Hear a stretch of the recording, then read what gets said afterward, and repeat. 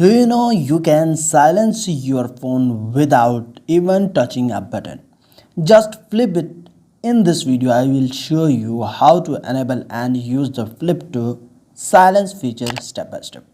First of all, do subscribe and hit the bell icon. After that, open your Google Dialer app. Then click on the left top corner three bars. After that, click on settings.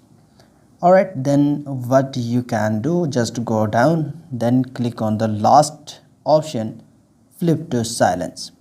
Alright, then just you need to open or enable this option where you can see it to silence an incoming call. Place your device face down on a flat surface. You just need to enable this setting.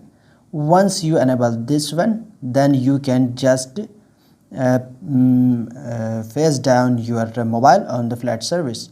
Your all calls will go on silence, and that's how you can quickly silence your phone by simply turning it upside down. If this trick was new for you, hit like and don't forget to subscribe or more hidden smartphone features. I will see you in the next one. Goodbye.